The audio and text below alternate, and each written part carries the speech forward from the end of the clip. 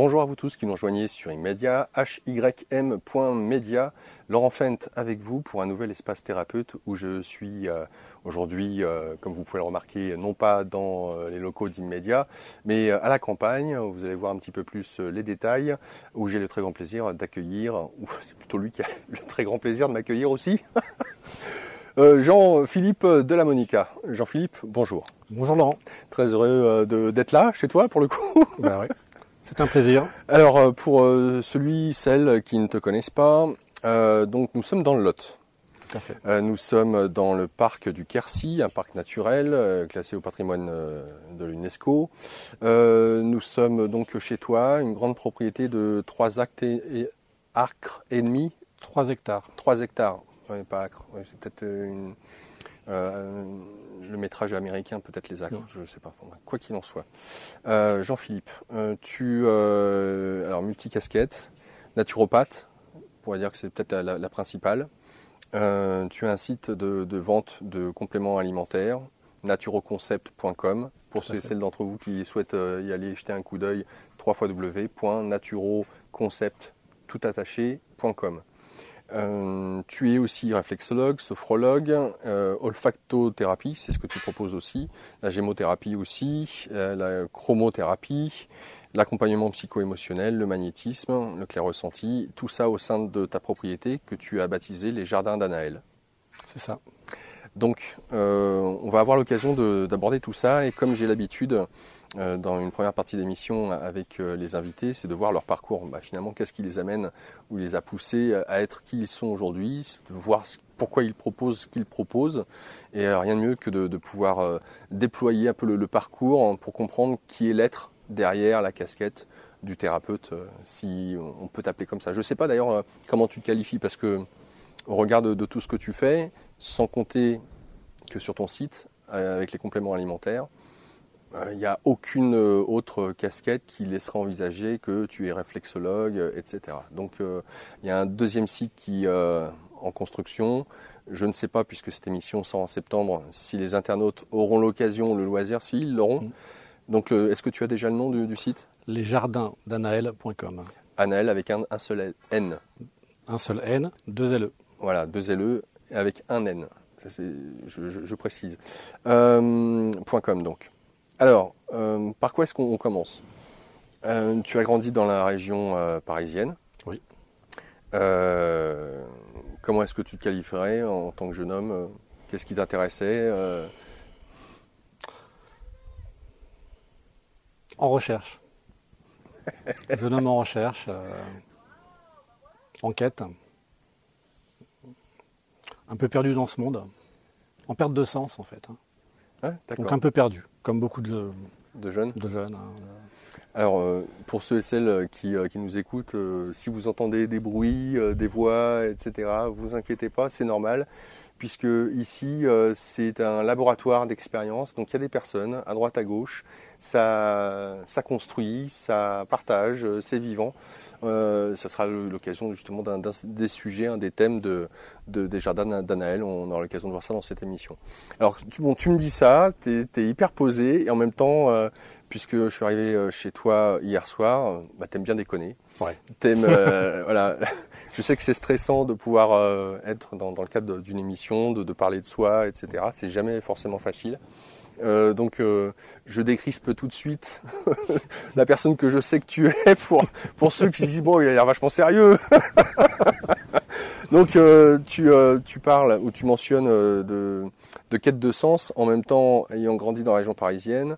Tu as fait des études supérieures, un bac G3 me semble-t-il. C'est ça, ouais. Bien noté. Ouais, hein. En même temps, ce qui est intéressant, c'est que comme moi en même temps, de l'époque de notre génération, on aimait bien faire la chouille, les amis, etc. Sauf que toi, il s'est passé différents événements qui très vite en tout cas deux rencontres avec des livres, qui t'ont fait basculer, et ça très tôt, très jeune en tant qu'ado. Premier cadeau, ça a été un appel intérieur, un 1er janvier, dans un état, je dirais pas très... Pas de sobriété en tout cas. Voilà. Où j'ai entendu en moi une voix qui m'a dit « retourne aux sources ». Qu'est-ce que ça veut dire quand tu as 20 ans et que tu entends en toi une voix qui te dit retourne aux sources.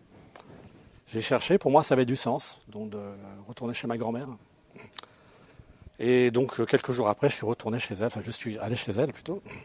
À Nice? À Nice, oui. Et ma grand-mère était une personne qui a été militante, la vie claire, Geoffroy, végétarisme, des années 60, 70. Donc une époque où c'était vraiment des pionniers, des pionniers. Et là, je suis tombé sur un livre chez elle, un livre qui s'appelle C'est la nature qui a raison de Maurice Mességuet. Et là, j'ai pris une claque. Puis je suis tombé sur un deuxième livre, toujours chez elle, qui s'appelait Nourris ton corps d'Henriette Geoffroy. Et là, j'ai pris une deuxième claque. Puis en sortant, je suis rentré dans la rue, dans une petite librairie ésotérique. Et là, j'ai vu un monsieur. Je pense qu'il s'appelait, parce que j'imagine que depuis, il n'est plus de ce monde, il s'appelait monsieur Jacques Varin, qui m'a regardé rentrer. Il m'a dit, j'ai un livre pour vous. Il m'a sorti un gros livre poche de dessous le comptoir. C'était Le Matin des magiciens. Powell, le Vergier. Ouais. Et là, toutes mes représentations ont explosé. Et je me suis dit, mais qu'est-ce que je vais faire de ma vie? Je savais ce que je ne voulais plus faire.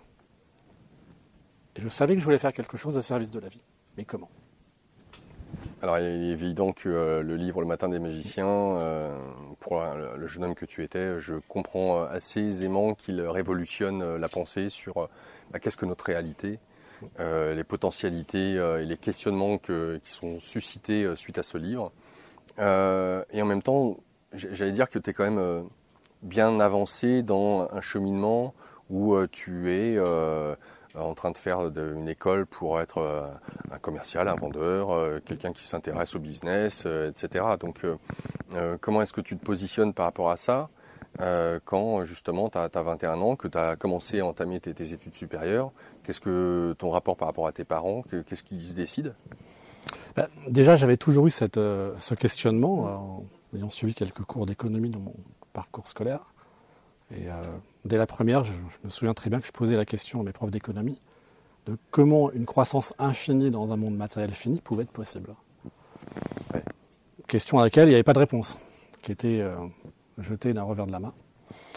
Et donc j'avais toujours cette question en moi, c'est-à-dire qu'il y avait quelque chose de très faux, si tu veux, quand j'étais en première année d'IUT de technique de commercialisation. Et c'était que du semblant d'être, en fait, c'était que du paraître. Et ce qu'on nous proposait, c'était quoi? De travailler dans la grande distribution, de vendre pour vendre. Et il n'y avait aucun sens, en fait. Ce qui fait qu'en première année, j'ai arrêté. J'ai continué mes études une année par correspondance. Et puis après, j'ai tout arrêté pour me tourner vers la naturopathie. Et à l'âge de 21 ans, j'ai commencé des études de naturopathie. À l'époque, c'était en 4 ans que ça se faisait. En étant complètement néophyte. C'est que je suis arrivé là-dedans.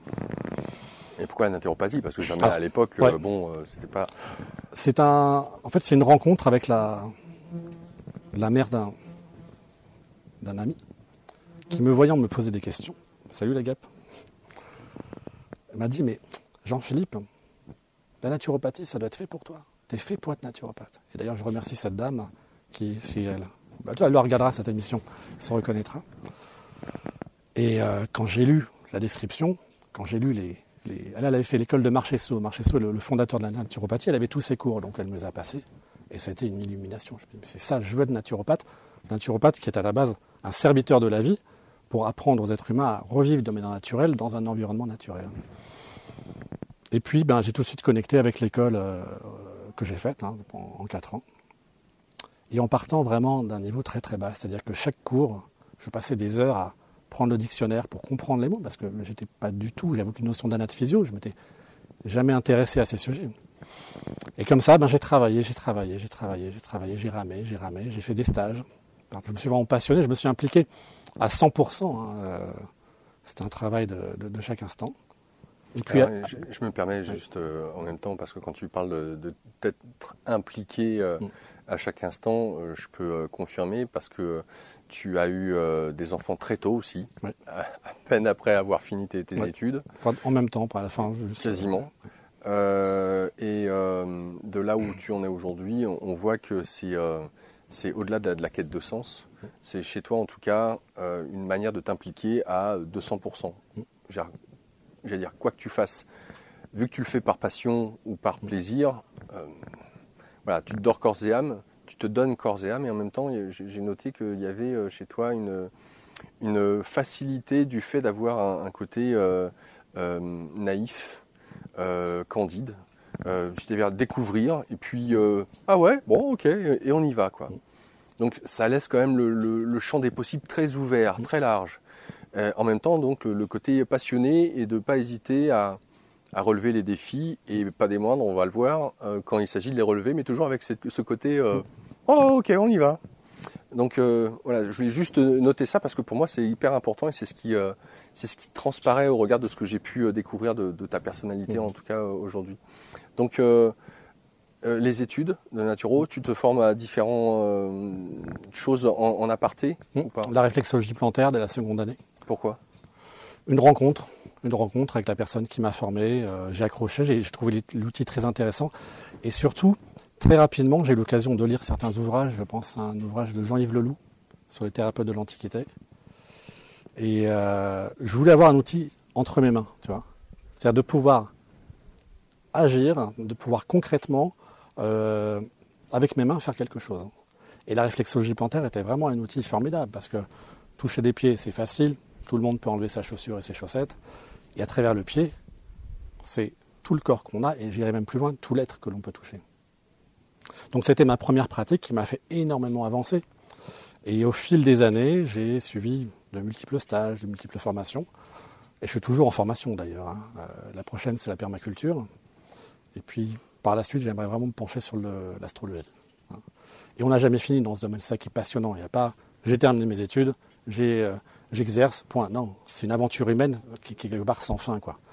Et donc depuis, ça fait 25 ans que je me passionne avec des cycles où je vais être plus à me former, d'autres où je vais intégrer des choses, d'autres où je me suis éloigné, hein, la vie faisant, mais toujours en gardant mon fil conducteur d'un jour créer ce lieu. Voilà, j'ai eu cette vision très jeune parce que très jeune j'ai eu des perceptions, mais sans savoir que c'était des perceptions en fait. Ah oui, c'est que c'est naturel. Voilà. Donc j'ai compris que c'était des perceptions, que je percevais, que je canalisais, et donc j'ai appris j'ai intégré ça progressivement dans ma vie. Et en fait, cette vision du jardin de Danaël où tu es aujourd'hui, je l'avais très jeune. C'est-à-dire que je trouvais ça aberrant, pas aberrant, mais dommage que l'on soit dans une formation qui touche au vivant, dans une salle de cours en plein Paris, et qu'en fait, qu'on ne touche pas le vivant. Et ce lieu, l'objectif justement, c'est de vivre les choses concrètement, de manière appliquée au contact des énergies de vie. Alors, qu'est-ce qu'il en a été durant combien de temps es-tu resté sur la région parisienne? Je suis parti de la région parisienne à l'âge de 44 ans. 44 ans. Tu as fait quand même une bonne partie, une vingtaine d'années là-haut. Et qu'est-ce que tu en as retiré de ces 20 années? Est-ce que tu as uniquement eu l'occasion de pratiquer en tant que naturopathe, puisque je parlais de l'entreprise de compléments alimentaires que tu fais. Et c'est aussi, je trouve, très intéressant de là où tu es parti en tant que naturopathe et de comment tu as multiplié différentes casquettes. Donc j'aimerais que tu nous en parles un peu. Sorti de mes écoles, de mes études de naturopathie, j'ai commencé à travailler pour des laboratoires de compléments alimentaires en tant que naturopathe conseil, formateur. Puis j'ai eu un parcours pendant 5 ans en magasin bio, en tant que naturopathe conseil. Et en fait, j'ai toujours eu plusieurs casquettes, c'est-à-dire que j'allais en plus travailler le samedi en faisant des ateliers ou de la formation en réflexologie plantaire. Et puis j'ai toujours eu aussi des créneaux pour consulter. Une après-midi, une journée par-ci, une journée par-là. Donc j'ai toujours été dans le côté multicasquette. Et ensuite, pour des raisons d'ordre économique, ayant jeune, une famille nombreuse, hein, à l'âge de 26 ans, j'ai eu 4 enfants à charge. Donc j'ai dû trouver des solutions. Et la solution, c'était de développer une activité d'agent commercial sur Paris région parisienne et de représentation de laboratoires de produits naturels. Et j'ai dû en représenter environ une trentaine en 15 ans. Et en 2007, j'ai décidé de créer ma société de compléments alimentaires pour différentes raisons. D'une part, pour pouvoir sourcer des produits de qualité parce qu'il y avait j'avais levé le lièvre de beaucoup de problèmes de qualité sur ces produits. Rendre des produits aussi accessibles. Et aussi pouvoir un jour quitter la région parisienne et financer ce beau lieu dans lequel on est aujourd'hui. En même temps, lorsqu'on s'est entretenu hors antenne, ce qui m'a interpellé, c'est la manière dont tu, en tant que conseiller naturopathe auprès de ces différentes entreprises, magasins bio, etc., c'est une certaine forme d'enseignement déjà qui s'instaure là, à ce moment-là. J'ai appris énormément durant toutes ces années sur la nature humaine. J'apprends beaucoup aussi par l'observation, par ce que je vis, par la remise en question, parce que c'est des professions où on est obligé de se remettre en question en permanence, et de trouver des solutions. Donc ça m'a fait énormément grandir. Ça n'a pas été non plus facile, parce que c'est un milieu qui est dur.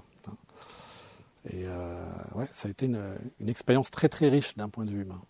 Pour ce qui est de l'enseignement avec la naturopathie, parce qu'aujourd'hui, au Jardin d'Anaël, tu continues à enseigner, tu formes toi-même à la naturopathie. Est-ce que ça a toujours été le cas? Parce qu'entre être un conseiller et enseigner...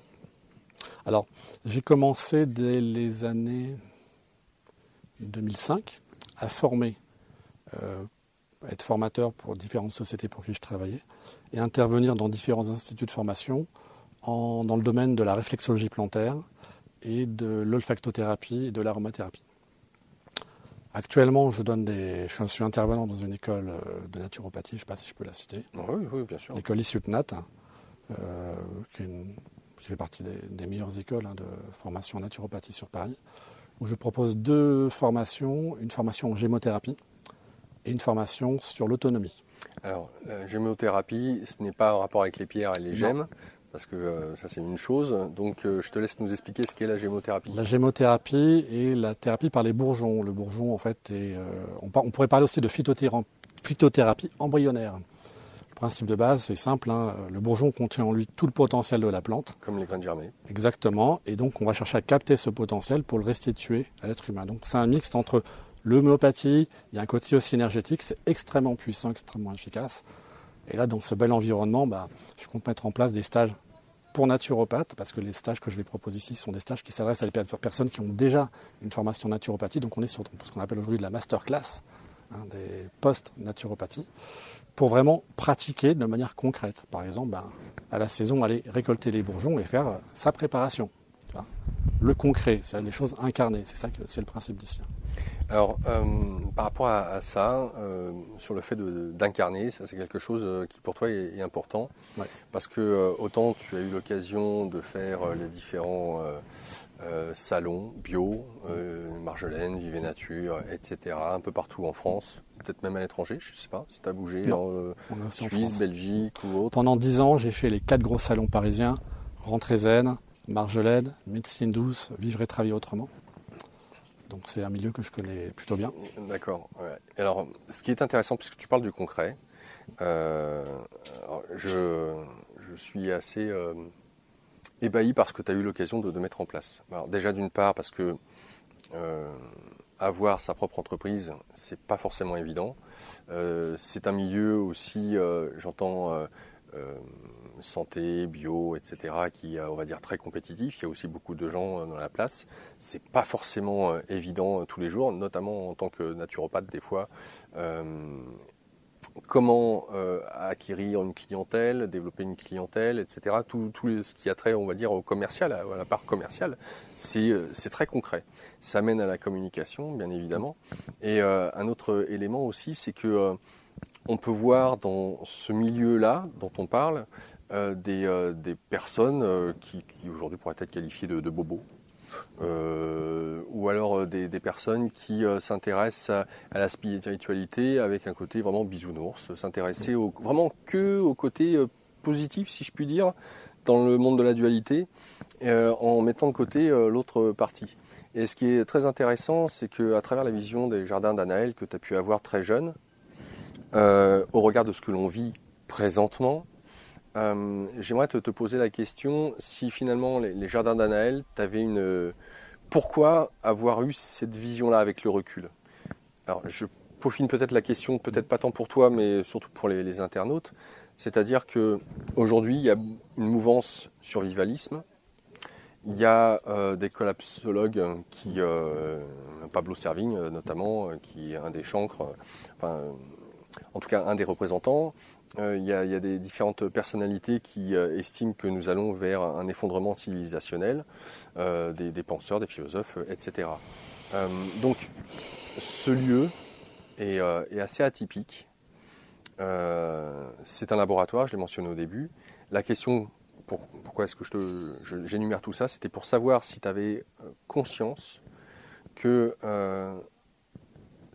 ce lieu était un endroit qui, quelque part, allait permettre de retrouver de la résilience, de l'autonomie, ou est-ce que c'était, quand tu l'as eu, et peut-être même encore aujourd'hui, un délire du Parisien qui veut s'expatrier à la campagne en disant « Ah ouais, non mais Paris, terminé, je préfère la campagne et puis vivre à la campagne parce que c'est plus agréable de vivre à la campagne. » Tu vois ce que je veux dire? Donc ta question, c'est quand j'ai eu cette vision, Ouais. je vais avoir 22 ans par là quand j'ai eu cette vision du lieu. Ouais. Est-ce que tu pensais que le monde irait là où on en est aujourd'hui? Alors, à 22 ans, quand j'ai eu cette vision, déjà, moi, à l'époque, j'avais des visions en allant faire mon jogging en forêt de Sénart.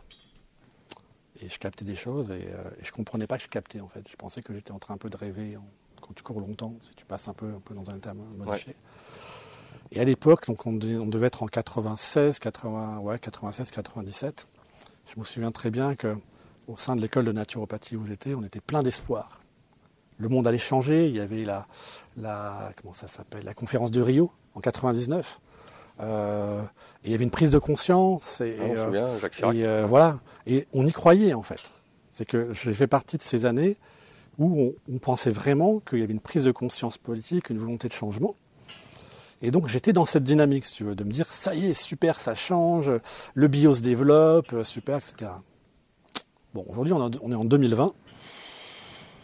Le constat, il est que, je ne sais même pas comment le décrire. Donc j'ai pris conscience dans les années 2010 de ces choses-là, à travers le livre de Pablo Servigne, c'était une prise de conscience que vraiment ça allait pas bien, quoi. Et je suis passé par différentes phases que tu as pu décrire.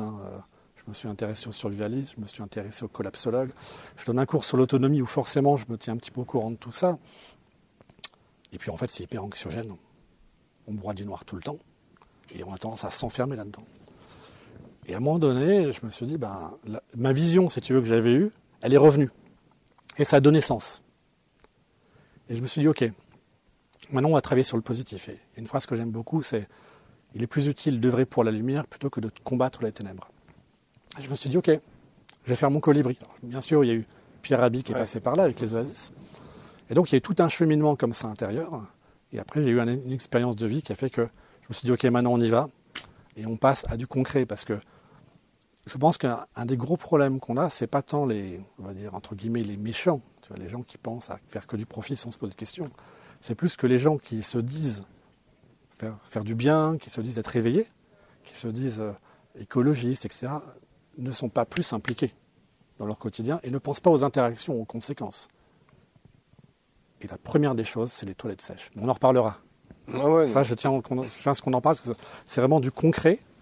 Et c'est, pour moi, la première des choses à faire, c'est de passer en toilette sèche, par exemple. Alors, vivre à la campagne permet ce genre de choses. Ça fait combien de temps que tu es ici maintenant? 2 ans. 2 ans. Tu as mis 2 ans pour avoir le lieu? Non, ça a été toute une épopée. Je ne rentrerai pas dedans parce que c'est un petit peu long. On a été complètement guidés, clairement, juste comme ça, comme petit aparté. J'étais en recherche de lieu avec mon épouse et on allait parfois se déplacer pour voir un lieu à droite, à gauche. Et puis on avait ciblé la région. On s'est dit, voilà, le sud-ouest. Et puis ma femme m'avait dit, je veux du soleil. Donc on avait tiré une ligne en dessous Brive et Périgueux. Et un matin, à 3h30 du matin, je me réveille et j'allume l'ordinateur et je vais sur Le Bon Coin. Le Bon Coin. Le Bon Coin. Et alors, pourquoi tu cherchais quelque chose? Jamais. Le Bon Coin, j'avais jamais rien cherché dessus. Pour dire vraiment quand on est guidé, quand ça doit se faire. Et j'allume l'ordinateur, je paramètre recherche immobilière. Alors, je me tiens, le Lot, je ne connaissais même pas le Lot. Je pensais que c'était le Lot-et-Garonne. Souvent les gens disent, t'habites dans le Lot? Non, Lot-et-Garonne. Non, c'est le Lot. Et là, cette maison est apparue. Avec tout le descriptif qu'il y avait, maison bioclimatique, électricité blindée, récupération de pluie, un grand terrain, etc. 2 jours après, on y était. Et de là, ça a été toute une épopée, hein, ambiance Prophétie des Andes. On a mis 2 ans pour l'acheter, cette maison. On n'a pas pu, elle a été vendue à quelqu'un d'autre qui n'a pas pu l'acheter, et tout un tas de péripéties, je passe, et finalement on a réussi à l'acheter. Au début, c'était une maison secondaire parce qu'il fallait qu'on vende notre bien immobilier en région parisienne. Et au bout d'1 an et demi, on a décidé de faire la bascule, on a une opportunité, et on est venu ici. Et pour tous ceux qui nous regardent et qui se posent la question de quitter la ville pour aller à la campagne, à aucun moment on a regretté. Et je dis souvent, j'ai commencé à vivre quand je suis parti de la ville. Pourquoi? Eh bien parce qu'en ville, au vu des multiples pollutions, je ne vais pas me mettre à les énumérer, la connexion aux forces de vie de la nature, c'est quasiment impossible. En fait, on est coupé, si tu veux. On est coupé de la terre, on est coupé de l'eau, on est coupé du ciel, et on n'est plus en contact avec cette énergie de vie. Là, tu l'as peut-être ressenti, étant là depuis hier. Il y a quelque chose qui se passe en nous. On est nourri. Ah oui, c'est sûr. On est nourri du sol, on est nourri du soleil, on est nourri de l'environnement, des présences aussi. Et là, ça m'a permis aussi de renouer avec les fondamentaux de la naturopathie. C'est-à-dire qu'à la base, la naturopathie, c'est pas ce que c'est devenu aujourd'hui. Des recettes de cuisine et juste sur l'alimentation. Non, la naturopathie est une critique politique, c'est un acte politique en fait de notre société pour repenser notre société en fonction du naturel, donc dans le respect des lois naturelles, mais aussi de ramener l'humain dans un environnement naturel. Et ça, c'est possible qu'à la nature, que dans la nature. C'est ce qu'on voulait Marchesso? C'est ce que disait Marchesso, tout à fait. Il appelait ça l'humanisme biologique. L'idée de fond, et c'est l'idée que je veux reprendre et développer parce que ça a été complètement oublié pour diverses raisons, l'idée de fond, c'est de voir l'humanité. En fait, c'est un projet pour l'humanité quelque part. Repenser l'humanité en fonction du naturel, en imaginant que l'humanité est un être vivant. Voilà, tout simplement. Et que la place de l'humain, c'est dans la nature. Les animaux, leur place, c'est dans la nature. Donc, en ville, on est comme des animaux domestiqués, en fait. On n'a plus de liberté. Ouais. Hein. On n'est pas fait pour vivre en ville. Point. Alors, bien sûr, je m'adresse aux personnes à qui ça vibre. Toi, les gens. Il y a des citadins qui quitteront jamais la ville parce qu'ils y sont bien. Mais pour tous ceux qui se disent, tiens, j'irai bien, allez-y, allez-y, allez-y, franchissez le pas. Alors tu dis ça, et en même temps j'ai rencontré plusieurs citadins qui s'étant réfugiés entre guillemets à la campagne, mer, montagne ou dans le territoire français, vallée, forêt, enfin qu'importe, le fait de retourner à cette mer-terre, comme tu le dis, implique beaucoup de changements intérieurs. Tout à fait. C'est-à-dire qu'on peut avoir un côté très romantique de retour à la nature, mais y être, j'allais dire, confronté au quotidien, ça n'a rien à voir, ou en tout cas, on redescend très vite de l'image un petit peu d'Épinal qu'on pouvait se faire. Donc j'aimerais que tu nous dises qu'est-ce qui t'a fait peut-être un peu redescendre par rapport à cette image que tu avais du retour à la nature et puis de fait d'y être, de passer un hiver, un été, d'avoir à te mettre en lien peut-être avec ce que tu ne savais pas faire. Parce que avoir une maison comme celle-ci, alors que tu es issu de la région parisienne, bon, ça demande à être un peu électricien, un peu maçon, un peu jardinier, bref, de bricoler, de s'ouvrir à plein de domaines que peut-être on ne connaît pas. Et puis la terre, elle peut être âpre des fois. Sans compter qu'ici, dans le Lot, je regarde autour, il y a beaucoup de chênes. Et la terre, il y a beaucoup de roches. C'est très minéral. Hein. On est juste en dessous le Périgord. On sent qu'elle est très présente. Et ça peut être, on va dire, un peu la douche froide. Au niveau des énergies, des nœuds qu'on pourrait avoir. Tiens, retour à la terre. Bah oui, tiens, branche-toi à la terre. Et dire, bon là, qu'est-ce que je fais là? Ça va pas, dépression. Et puis tiens, allez, je vais revenir en ville parce que voilà, je donne un exemple un petit peu sommaire comme ça, mais qu'est-ce qu'il en a été pour toi de ce retour à la nature? C'est un véritable chemin initiatique, une rencontre avec soi-même. On ne peut pas tricher avec la nature. Quand tu te retrouves sur le terrain, je me souviens au départ, le premier hiver a été moyen quand même. Hein. Il y a une notion de déconditionnement des habitudes sociales. On est face à soi-même par rapport à sa condition physique, parce que c'est des mouvements répétitifs. Hein, porter une brouette, mais ce n'est pas une brouette, c'est 1000 brouettes que tu vas porter. Il y a des tâches quotidiennes, comme les toilettes sèches, des tâches à faire quotidiennement. Donc ça s'inscrit en fait dans une transformation de ses habitudes,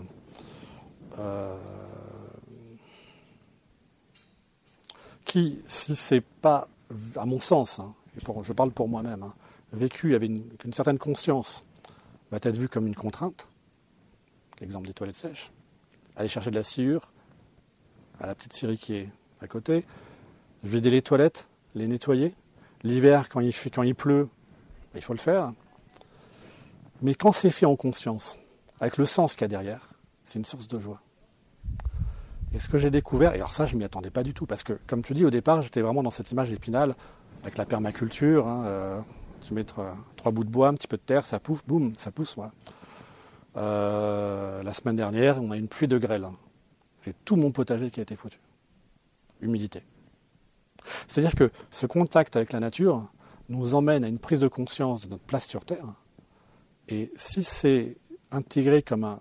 Pour moi, c'est un chemin spirituel, c'est une voie comme le yoga, la voie.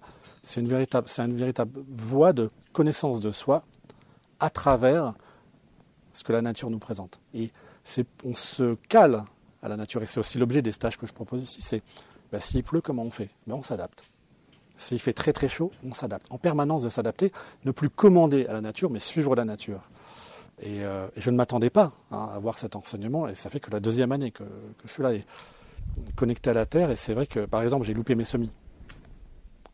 Il faut les refaire. Ou leur acheter des plants, tu vois. Et il y a un tempo, il y a un rythme, il y a une saison, il y a un moment pour tout. Si on rentre dans la biodynamie pour la culture des plantes, faut tenir compte de la pleine lune. Donc tu vois, c'est se recaler sur cette harmonie de la nature et re-rentrer, se réharmoniser quelque part avec ce grand cycle cosmique. Donc, je ne sais plus la question. Ouais, j'entends. Je te parlais de qu'est-ce que ça fait de se rebrancher à la nature. Parce que ça peut être très au début, dur. la première, pour tous ceux qui nous regardent, je ne vais pas vous dire que c'est facile. Parce qu'en fait, on doit lâcher plein de choses. Au niveau de son ego, au niveau de ses habitudes. Et puis aussi, il y a le cercle relationnel, qui ne suit pas forcément. Quand on est dans une dynamique de couple, il y a le couple aussi qui doit cheminer ensemble. Ensemble. Juste une petite aparté, dans les nombreux sujets de stages qu'on compte faire, on compte proposer avec ma femme, on a plein d'idées, et puis, tu me connais un peu maintenant, j'ai plein d'idées qui germent, et j'aimerais vraiment proposer une formule de stage d'accompagnement que j'appelle famille en transition. Pour des couples avec enfants, prendre sur le lieu 2-3 familles avec enfants, pas plus, qui viennent un mixte en vacances et un mixte en formation, pour des gens qui aimeraient passer le cap, pour les accompagner, parce qu'on peut toujours accompagner que quelque part le chemin qu'on a soi-même parcouru. Voilà. Donc non, au début c'est pas facile, parce qu'il y a un décalage avec l'image qu'on se fait et la réalité. Et il y a plein de choses auxquelles on ne pense pas. Par exemple, à la campagne, la voiture, tu en as besoin pour tout. Donc tu fais tes courses différemment. Quand tu es en ville, il te manque un truc, tu ressors, tu l'as. À la campagne, il te manque ton beurre, tu vas refaire 20 bornes. Là, on doit faire 20 km pour aller chercher des... Faire des courses, ouais. Donc c'est toute une réorganisation qui se fait. Et aussi un travail de déconditionnement, et pour toucher après à autre chose. Et encore une fois, tout va dépendre de comment on va habiter les choses. Pour nous, nous c'est moi et mon épouse, on le vit vraiment comme un chemin initiatique, comme une voie de connaissance de soi. Voilà. Alors, est-ce que tu perçois aujourd'hui les jardins d'Anaël, cette propriété, comme étant quoi? Un oasis? Je fais référence aux oasis de Pierre Rabhi, du mouvement Colibri, ou un laboratoire d'expériences diverses et variées, sachant que ce que tu y développes, c'est aussi bien de pouvoir faire des ateliers partagés en permaculture, en faisant des constructions, et s'expérimenter sur comment on branche des panneaux solaires, etc. Bref, donc il y a des gens qui viennent ici, qui suivent, alors c'est ça parce que je les ai rencontrés ces gens, donc des femmes qui notamment suivent tes cours en naturopathie, qui sont venues avec leur mari, et puis ces derniers s'expérimentent auprès tiens, voilà, là ils sont en train de monter une serre. Quelques jours précédemment, c'était comment on va monter des panneaux solaires. Donc c'est très varié. Avant, c'était un stage de réflexologie plantaire. les toilettes sèches, des douches dans le jardin, enfin dans le parc. Donc, enfin, le parc, j'exagère. Mais en tout cas, c'est déjà très grand. Donc, ce que je veux dire par là, c'est que ça nous amène à rencontrer des gens qui non seulement te suivent à travers des formations, mais en même temps des gens qui viennent s'expérimenter dans diverses pratiques, permaculture et tout ce que j'ai cité. Donc, ce lieu est un lieu de rencontre, d'expérimentation, j'allais dire une école en même temps. C'est une école de la vie. Oh, C'est un lieu de vie.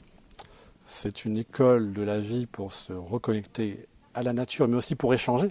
On travaille quelque part sur les rapports humains. Et tu vois, l'harmonie qu'il y a dans ce lieu, en fait, je considère c'est un effet miroir. C'est que je pars du principe que le monde extérieur est le reflet de ce qu'on a à l'intérieur.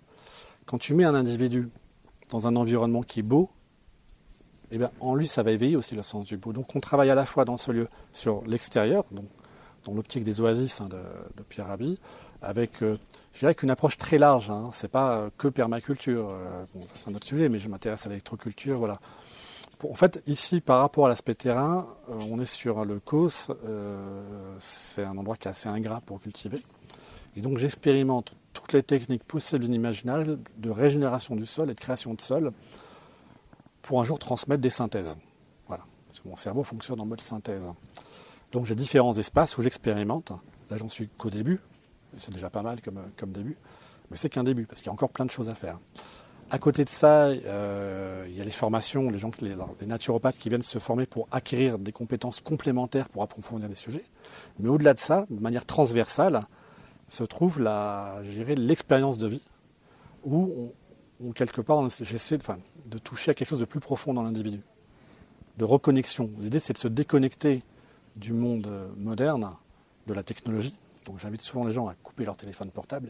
C'est peut-être la chose qui est le plus dure pour beaucoup aujourd'hui, pour se connecter à autre chose, pour créer le vide, pour accueillir autre chose.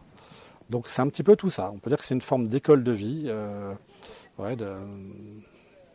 c'est quelque chose de vivant en fait, tu vois, de dynamique. bon, en tout cas, on peut l'entendre déjà peut-être un peu derrière nous. C'est ça, derrière il y a un petit groupe qui est en train de monter la serre. Ouais. Donc, est-ce que, je reviens sur la question que je t'ai posée tout à l'heure, au regard des événements que nous vivons, oui, d'un point de vue national, voire international, pour toi ici, c'est quoi au regard des événements nationaux et internationaux? C'est une question qui est complexe. Je dirais que on se prépare pour le futur. Peut-être, on se prépare. De manière holistique. Sur les fondamentaux de l'être humain. Savoir se soigner, reconnaître les plantes dans la nature, acquérir des compétences pratiques. On est maintenant dans du pratique en fait. On n'est plus dans la pensée, tu vois, éthérée, de la spiritualité New Age. Non, là on doit passer vraiment maintenant sur du concret. Concrètement. Le constat qu'on va vivre des temps compliqués, c'est sûr, c'est évident. Donc passer son temps à étudier pourquoi ça va être compliqué, ça ne sert à rien. Par contre, ce qui est utile, c'est qu'est-ce qu'on va transmettre, quelles sont les compétences qu'on va avoir besoin demain. En sachant qu'il y a plus de probabilités pour que demain soit plus complexe qu'aujourd'hui. Donc à partir de là, ça touche quoi? On a besoin de quoi? De se nourrir, de se vêtir, de développer des compétences pour se soigner de manière naturelle, de reconnaître les plantes, de les transformer, comme ce qu'ils sont en train de faire. Là, ce matin, tu as entendu à table ce midi. Hein. Maintenant, je sais monter des panneaux solaires, je vais le faire chez moi. Voilà, donc en fait, c'est un lieu où, à travers les formations que je propose, le simple fait de vivre ici pendant une semaine, les gens développent des compétences par tout l'environnement qu'il y a. Voilà. Donc je dirais que c'est un lieu où on commence à expérimenter. On va par exemple faire des ateliers low-tech, tu vois, pour tester, progressivement, pour préparer sereinement le futur. Autre élément avant de revenir au jardin d'Anaël, encore une fois peut-être cette image d'Épinal, de ceux et celles qui quittent les grandes villes pour aller à la campagne, peut-être avec le même désir de toi de se mettre à plusieurs, hein, et puis de pouvoir s'expérimenter, comme tu le dis, à travers tout ce que tu proposes. Pas forcément facile aussi de s'intégrer sur ceux et celles qui habitent déjà dans la région. Hein. Il peut y avoir des maires qui soient totalement fermés à ce genre d'expérimentation. Qui c'est ce monsieur ou ce couple qui vient, qu'est-ce qu'il fait, etc. Au même titre qu'il y a des agriculteurs, des éleveurs, et puis là on est dans un parc. Donc les gens, on peut se demander, mais ils vivent de quoi? Parce qu'il y a plein de petits villages, mais et comment s'insérer au sein d'une région que je ne connais pas, je ne connais pas les gens qui y vivent, et puis en plus je viens de Paris, donc les préjugés, on va m'en coller, voilà. Donc comment ça s'est passé pour, j'allais dire, c'est peut-être con, hein, l'intégration? C'est une très bonne question, et c'est une question qui est essentielle. Je pense que tout dépend de l'attitude que l'on a et de la manière qu'on arrive. Si vous, je m'adresse aux gens qui seront derrière la caméra et qui regarderont cette vidéo, si vous arrivez avec une attitude arrogante, suffisante, méprisante pour ces paysans qui sont là, c'est foutu. Moi, je suis arrivé avec une attitude différente. Je me suis dit, en fait, ils ont tout à m'apprendre. Les mecs qui vivent ici, ils ont des connaissances. Ils ont des choses à me transmettre. Donc, je pense qu'il y a une attitude d'humilité à avoir. Et je considère, ça va même plus loin, qu'on a à apprendre de tout le monde, en fait. Et dès qu'on est dans cette attitude, naturellement, les portes, elles s'ouvrent. Tu vois. Donc, concrètement, de manière très concrète, fête du village, fête des chasseurs. Et tu vas prendre l'apéro. Pour un naturopathe, c'est un peu paradoxal, pourrait-on dire. Pourquoi donc? Je sais un pas. naturopathe n'a pas le droit de prendre l'apéro? Non, mais je sais pas, mais avec des chasseurs, peut-être qu'il y a des convictions, j'en sais rien. Ces convictions, à un moment donné, il faut savoir aussi les adoucir. Hein. Ça ne veut pas dire qu'on ne perd pas ses idéaux, mais que par humanité, on respecte les autres. On n'est pas un ayatollah, tu vois. Donc, repas des chasseurs, ouais. C'est bien de connaître les chasseurs. Et puis les chasseurs ont leur utilité à la campagne. En fait, si tu veux, les gens de la ville, je dis ça, les gens de la ville, parce que... Ah oui, ça fait débat. Hein, une des personnes que je connais bien maintenant, à qui j'ai l'idée d'amitié, qui est quelqu'un qui est né dans le village, m'a dit un jour, mais toi, t'es pas pareil, toi, t'es pas un Parisien, toi. Toi, maintenant, tu fais partie parce que tu as tes poules, tu as des ânes. Voilà. Et en fait, tu as des gens qui vont s'installer à la campagne et qui continuent en fait à vivre comme en ville, derrière leur télé, à consommer de la même manière. Simplement, ils ont une belle maison dans la campagne avec une piscine. Ok, c'est pas du tout ça la démarche. Là, on passe complètement à côté de la plaque. Donc, l'intégration passe par voilà, cette attitude. Et puis après, le lien économique, c'est-à-dire que ici au Jardin d'Allel, dès que j'ai un stage, Attends, je me permets, parce que tu parles de fête de village, et c'est hyper important, parce que tel que toi tu me l'as traduit, ça transpirait d'évidence, à savoir, voilà, on y va, on fait connaissance. Tu bois un coup avec les gars. Voilà. Point. Tu te mets au bar, tu bois un coup avec les gars, tu discutes, et tu te montres tel que t'es, et voilà. Et ça les rassure. Exactement. Parce que de l'étranger, on ne sait pas qui c'est, là on peut lui poser des questions. Puis l'alcool libère un peu la langue. Exactement. Donc entraînez-vous. Apéro. Si vous voulez vous installer à la campagne, il faut faire un petit entraînement apéro. Donc tu avais rencontré le maire aussi à ce moment-là? Alors c'est le maire, non, c'était le maire qui était venu nous voir dès qu'on a acheté la maison pour voir qui on était. Ah ouais. Alors ici on est dans une super région, le maire est très ouvert, très branché sur l'écologie, etc. Donc on a eu un accueil qui était super. Si tu veux, ça a été la cerise sur le gâteau, c'est que nous on est venus dans une optique parisienne et on a acheté une belle maison qui nous plaisait et un beau terrain pour faire nos projets. Et alors, l'environnement, on s'en contrefichait complètement. On n'y avait même pas pensé en fait, parce que quand tu es à Paris, tu recherches quoi? Une maison, un terrain, parce que tu penses à toi, tu vois, c'est égotique. Non, en fait, c'est pas une maison, un terrain que tu achètes, c'est une maison, un terrain dans un environnement. Des voisins. Une activité locale, c'est ça. Et c'est tout ça aussi qu'il faut regarder. Alors nous, on ne l'a pas regardé, et là, ça a été la surprise. Une super ambiance. Et ça m'a fait chaud au cœur, quoi. Des choses toutes simples, des choses que tu vois pas, si tu n'as pas ça en région parisienne. Tu ne peux pas avoir ça en grande ville, quoi. Alors donc, lors de cette fête de village, ils ont fait connaissance avec toi, et il y a un élément que je trouve intéressant, c'est que tu m'avais fait part qu'ils ne t'ont pas vu comme un danger. Non. déjà. Parce que ils t'ont posé des questions sur, Ouais. mais vous êtes là pourquoi? C'est ça. Qu'est-ce que vous venez faire? En fait, ils étaient surpris, mais qu'est-ce que vous venez faire là, quoi? Pourquoi vous venez? Parce que eux, dans leur logique, c'est un terrain qui est. Le Lot, c'est un des départements les plus pauvres de France, hein.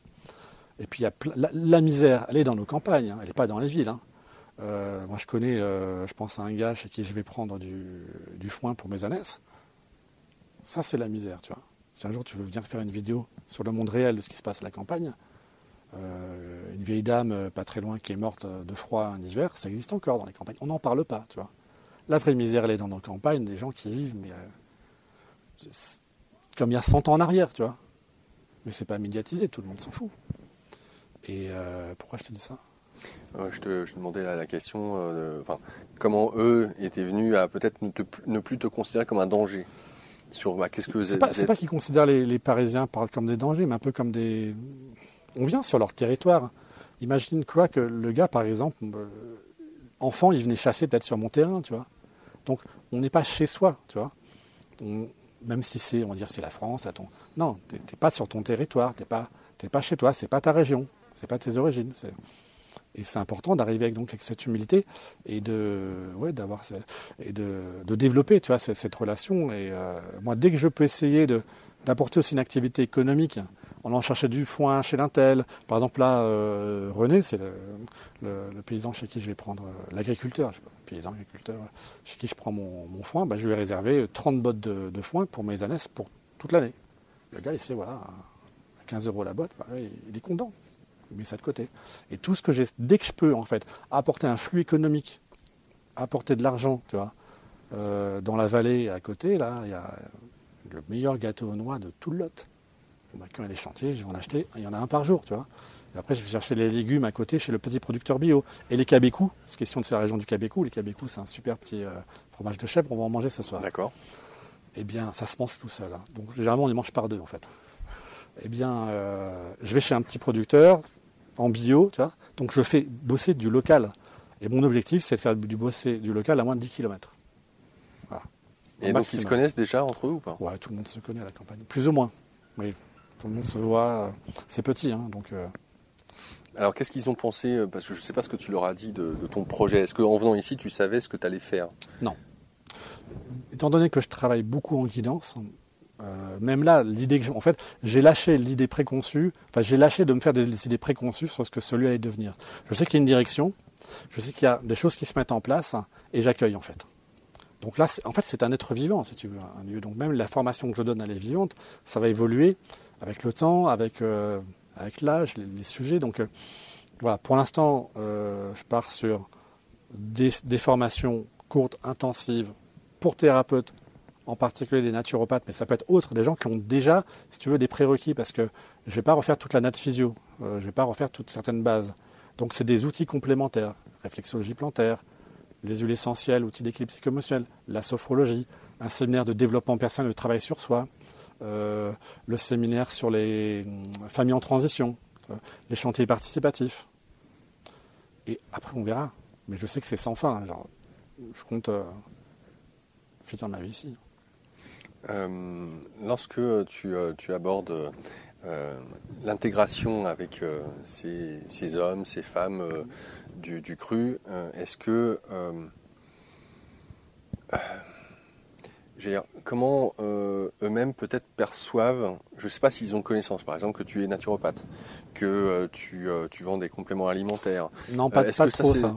Ouais. D'accord. Non, en fait, ça passe un petit peu au-delà des radars, tu vois, ça passe en dessous du radar, je vais Bon, ouais, son activité, bah, c'est pas...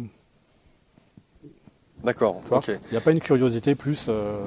Par contre, demain, si j'ouvre mon cabinet de réflexologie plantaire ici, et que je commence dans le coin, là, ça va... C'est ce que je compte faire d'ailleurs. Hein. Mais j'ai ouvert mon cabinet sur Figeac, mais comme on est quand même à 20 km de Figeac, c'est assez distant, tu vois. Donc, localement... je dirais qu'on est intégré, on fait partie du paysage maintenant. Ce qui était amusant, c'était le premier hiver. Et je soupçonne certains de se dire, est-ce qu'ils vont passer un hiver? Ouais. Il semblerait qu'il y ait les gens qui sont vraiment dans une démarche, tu vois, bobo, qui ont idéalisé le truc, premier hiver, ça clash. Parce que l'hiver, c'est tout gris. Et puis, il peut pleuvoir, hein. Mais c'est beau l'hiver. Moi, aujourd'hui, j'aime toutes les saisons. Tu vois, en région parisienne, l'hiver... Mais si l'hiver, c'est beau, quoi. Tu as un froid sec, tu as un petit peu de givre. C'est magnifique, quoi. Tu vois, as des givres sur les toiles des araignées. Et c'est ça aussi, c'est cet émerveillement. C'est que là, on est capable d'aller se balader sur le terrain. On s'arrête à un endroit, on regarde et on s'émerveille. Tu vois. Ça peut être sur une toile d'araignée, des fourmis. Ce matin, on est parti se balader, on a croisé une petite vipère. Ouais, c'était la première vipère de ta vie, tu vois. C'est la première fois que j'en voyais. Et on a vu des daims. Des daims aussi. Ouais, c'est un parc naturel aussi. C'est un parc naturel, ouais. Mais donc l'émerveillement, en fait, c'est le regard qu'on porte sur les choses qui les rend belles. C'est comme un individu. Et c'est ce regard, quelque part, thérapeutique, tu vois, au-delà de la forme, de capter cette beauté qui quelque part, qui est en toute chose. Et les arbres, on pourrait rester 1 heure sur un arbre et l'observer. Au grand chêne, on pourrait rester des heures, tu vois. On va revenir sur le terrain. J'aimerais qu'on puisse faire une petite aparté sur les compléments alimentaires que tu vends. Ouais. Pourquoi ? Parce que Naturo Concept, ça c'est une chose. C'est ce qui permet aujourd'hui de payer toutes les expérimentations que tu fais sur les jardins d'Anaël.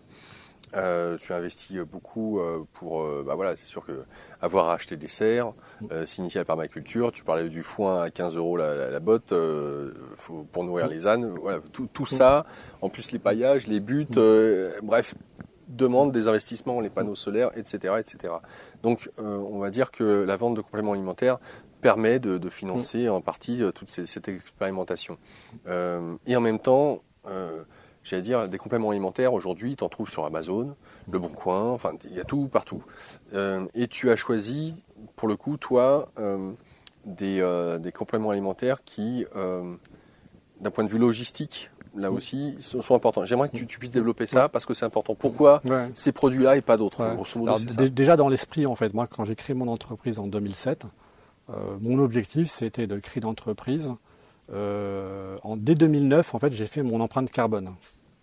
Tu vois, c'était au début, l'empreinte carbone par une boîte qui était accréditée par l'ADEME. Et quand j'ai vu comment c'était fait, c'est du bidon. En fait, ça tient compte que d'une partie, et ça ne tient pas compte de toute la partie. Et donc, je me suis dit, même ça, en fait, ça ne veut rien dire, tu vois, concrètement, parce que ça ne tient pas compte de l'intégrité, enfin, de toute la chaîne. Et donc, ma logique, c'était de me dire, OK, c'est assez ambitieux, ce que je vais te dire là, c'est que je me suis dit, et si, en fait, l'activité économique, quelle qu'elle soit, elle pollue. D'accord ? On peut dire ce qu'on veut, on fait de l'éthique, du commerce équitable, du bio. Tu as des camions, tu as du ceci, du cela. Ça pollue. Point. C'est comme ça. Ouais. Et donc, je me suis dit, en fait, pour équilibrer les choses, je vais prendre une partie de ce que dégage mon entreprise au service de la nature, quelque part à fond perdu, donc pas dans une logique économique, mais pour redonner à la nature la possibilité de se développer.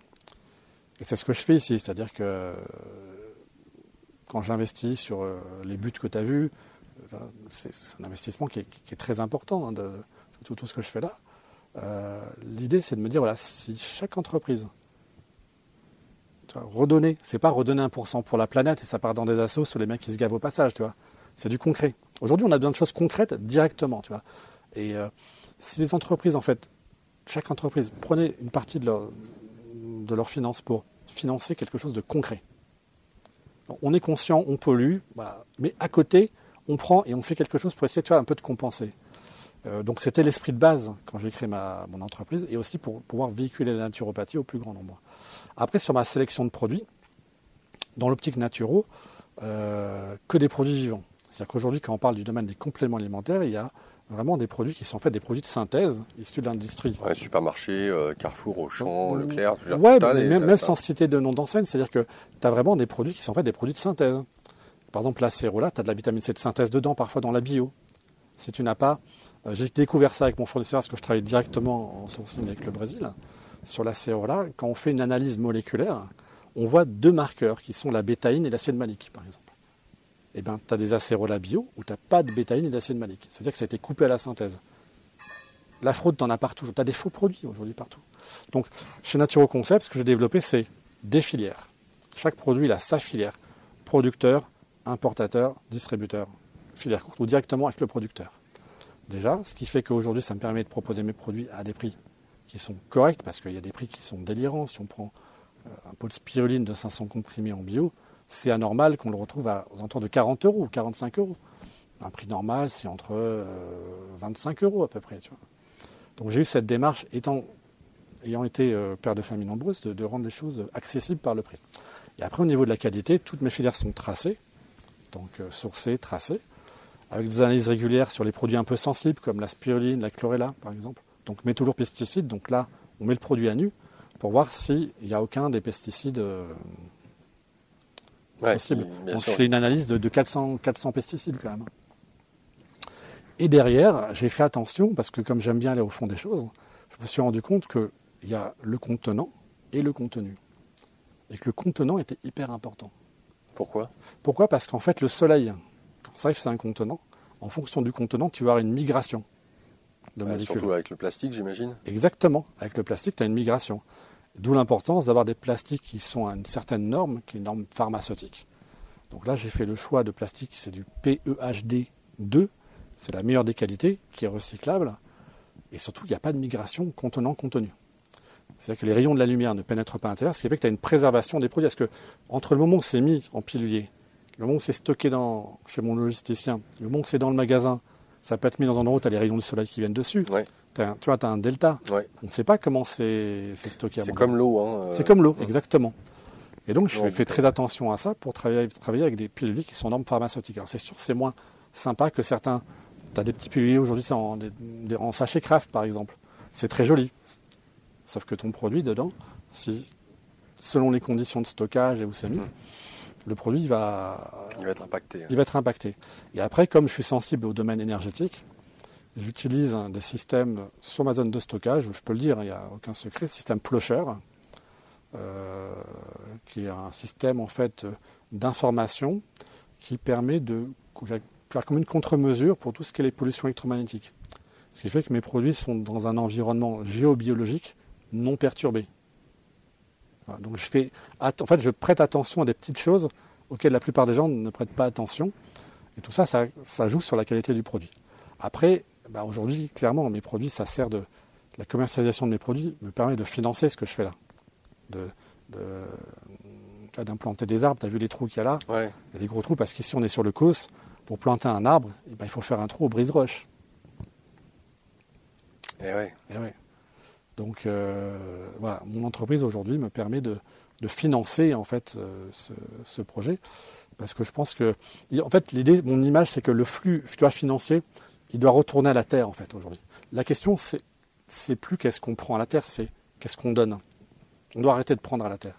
On appelle ça en permaculture upgrader le sol. Et je pense que c'est un changement qui doit s'opérer. On doit tous se poser cette question. Qu'est-ce qu'on fait pour l'environnement ? C'est pas tu fais ton tri. Non, c'est plus ça maintenant. On doit travailler à régénérer la vie. Faire des oasis en tout lieu. Donc ce lieu, c'est à la fois un oasis, un lieu de formation, un lieu d'expérimentation, un lieu de vie. Un peu tout ça. À bien une petite échelle humaine, ça j'insiste. C'est-à-dire que tu vois, c'est un groupe c'est 2 couples qui sont là. Mes stages, c'est des stages où il y a 6, 8 personnes. Peut-être qu'à un moment donné, on va monter à 10. Mais tu vois, j'ai pas envie de rentrer dans quelque chose de gros, où il y a plein de monde. Non, parce que tu n'as plus la même attention, en fait. Et ça se passe vraiment d'humain à humain. Je veux qu'on puisse manger tous ensemble à table. J'ai pas envie d'avoir 20, 30 personnes en même temps, parce qu'il n'y a plus la même attention. Et je veux pas que ça soit un business, en fait. Le business, ça suffit. Tout est business aujourd'hui. Et c'est ça le problème. Le business, il est en train de tuer la planète. Donc, à un moment donné, il y a nécessité de qu'est-ce qu'on fait, en fait. Et moi, c'est ce que j'ai trouvé. Donc, j'essaie de faire quelque chose avec mes moyens. Je me dis, allez, j'y vais, puis on verra bien. Et je ne sais pas où ça ira, quoi. Je dis, allez, on y va. Après tout, on y va. C'est parti. L'occasion de parler de ce que tu as découvert, parce que même si ça fait que 2 ans que tu es ici, très tôt, il y a des gens qui sont venus, ne serait-ce que pour suivre l'école de naturo et puis de te voir. Attention, c'est pas une école de naturopathie. Hein. Non, toi, tu es en tant qu'intervenant à l'école de voilà, naturo, mais ça. tu es enseignant. Voilà, je suis prof dans l'école à l'ISUPNAT. Ouais. Donc, de celles qui viennent aussi, au même titre que je vois Nathalie qui est là avec Alexia, qui suivent des cours de naturo. Elles sont venues avec leur mari, ça tombe bien, c'est les vacances d'été, de surcroît, voilà. Donc ça s'expérimente, ça joue, ça s'amuse, très bon enfant. Et en même temps, Alors c'est ça qui est génial parce que j'ai fait connaissance un petit peu avec eux. Je vois Nathalie qui était ingénieure, qui s'oriente vers la naturopathie. Alexia, secrétaire de direction, là aussi. Enfin, il y a un changement qui s'opère. Je suis très heureux moi de voir justement ces changements, ces prises de conscience. Dire bon voilà, on peut pas continuer dans un monde tel qu'il fonctionnait quoi. C'est en train de se casser la figure. Donc, tu parlais tout à l'heure d'avoir besoin de certaines compétences. Et c'est vrai que tu parlais de l'art de vivre, de ce que voulait Marchesso avec la naturopathie. Bah, on y est, quoi. C'est déjà comment apprendre à se nourrir, puisque ce qu'on a dans l'assiette, c'est déjà son premier médicament. Ouais. Donc la base des choses. Et puis on n'est pas égaux du tout. Je veux dire, ça fait 2 jours que je suis là, on mange de la viande, on sait aussi se faire plaisir, boire un peu de bière, du vin, enfin bref, c'est très large. Donc il n'y a pas d'intégrisme dans la manière dont tu abordes les choses, parce qu'il y a des naturopathes ici qui peuvent l'être. Hein. En fait, je l'ai été. Hein. Mais voilà, mais c'est important que tu le mentionnes. Je l'ai été, j'ai été un naturopathe extrémiste, intégriste pendant mes études, et quelques années après, et je sais en fait le mal que ça fait en fait. L'adaptabilité. Mon parcours de vie m'a appris à être tolérant, à développer cette tolérance et à essayer de juger le moins possible.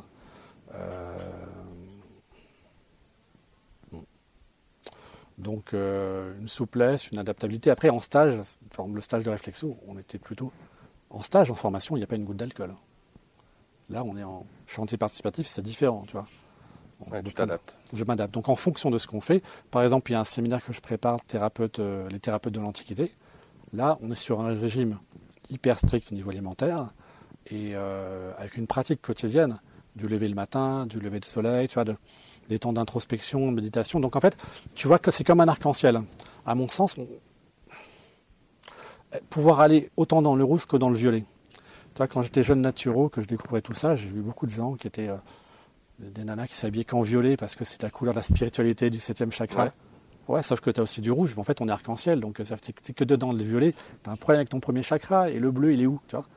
Et ma démarche, c'est d'essayer d'être holistique dans les fréquences et de ne pas se scotcher, s'identifier pour jouer un rôle. C'est-à-dire que le jour où tu n'es plus capable de manger un morceau de viande, ou même, je vais dire un gros mot, d'aller au McDo avec ton gamin parce que ça lui fait plaisir de temps en temps, c'est que tu es à côté de la plaque. C'est garder cette souplesse tout en gardant son axe. Donc, en toile de fond, il y a l'hygiène de vie, il y a la démarche, mais j'accorde pas tant d'importance, c'est important, mais à côté, il y a autre chose. Tu vois, c'est que la plupart des gens vont se focaliser sur ce qu'ils mangent dans leur assiette. Mais comment est-ce qu'ils mangent? Comment ils sont intérieurement? Comment ils vivent leur vie intérieure? Alors, on peut dire que c'est en résonance. Mais moi, ma grand-mère, c'est une extrémiste. Vie claire, là, Geoffroy, ça c'est. Donc j'ai vu, tout ça, je l'ai vécu. Et si tu veux, j'ai un recul dessus. Ce qui fait qu'aujourd'hui, je suis beaucoup plus, je dirais, souple. Tu vois. Tu as dit quelque chose, ça m'a fait penser à quelque chose. Mais... Ouais, je mentionnais justement sur le fait que déjà tu étais bon vivant et que venir ici, il n'y avait pas de sectarisme en fait. C'est ça. Et je pense que c'est important de pouvoir venir comme on est, fumeur, pas fumeur, viandard. Alors, tout dépend, et tu l'as dit, hein, tu parles de souplesse, de s'adapter, de quoi on parle en fait. Pourquoi est-ce qu'on vient? Un chantier participatif, effectivement, c'est autre chose. Donc, ce que je veux dire, c'est qu'on puisse commencer à parler un petit peu du lieu sur lequel on est. Parce que tout lieu, il est grand, 3 hectares, on rappelle, a certaines caractéristiques qui lui sont propres. La maison est, on va dire, un peu au sommet de la propriété parce qu'elle est en pente douce jusqu'à ce que tu appelles une combe. Qu'est-ce qu'une combe? Une combe, c'est une concrétion calcaire. Donc en fait ici on est sur le Causse, donc c'est un grand plateau calcaire. Et en dessous c'est la Roche-Mère sur des kilomètres. Et à un moment donné, parce qu'il y a beaucoup ici de rivières souterraines, tu vois, comme le gouffre de Padirac pour ceux qui connaissent. Et à un moment donné, ça s'est effondré il y a très longtemps. Ça a créé une sorte de grand cratère qui a été végétabilisé et qui crée en fait donc une sorte de grand entonnoir. Ça donne un peu l'image d'un œuf, tu vois, ou d'un utérus, et avec une grande clairière. Et c'est ce qui nous a séduit sur ce terrain, parce que c'est juste unique quand tu arrives dans cette combe. Donc notre terrain, il se décompose en plusieurs zones énergétiques extrêmement différentes. On a la zone de la maison, avec tout son environnement qui a pour vocation à devenir un oasis c'est-à-dire être planté de partout et avoir une quantité maximum de fruits, de légumes, que ce soit l'abondance. Et puis après, on a ce que j'appelle le monde du bas. Tu as vu le chemin quand on descend, on arrive dans la combe, où là, la combe, on est entouré de grands arbres, il fait frais dedans, et ça donne l'impression d'être un peu comme dans une sorte d'utérus végétal, quelque part. J'ai l'image aussi, tu vois, de notre phase chimique, c'est là où on met des tentes pour que les gens... C'est là où c'est le lieu de vie, en fait. Hein, celles qui viennent... voilà, c'est là où ils vont dormir dans des tentes bien confortables, sur des petits lits indiens. C'est important de bien dormir. C'est là où il y aura la cuisine d'été. Et au-dessus, il y a le chêne. Et ce grand chêne, c'est un chêne guérisseur, c'est un chêne particulier qui dégage une énergie. Et en fonction des lieux où on va, sur le terrain, tu as vraiment des biotopes, des lieux énergétiques. L'endroit où il y a les rochers, quand on remonte sur la partie gauche de la combe, il y a des présences d'élémentaux, d'elfes, tu vois, qui sont, si tu te poses là et que tu médites, tu vas ressentir des choses. Et mon idée aussi, c'est surtout aussi de m'aider, tu vois, des éléments de la nature et de jouer avec.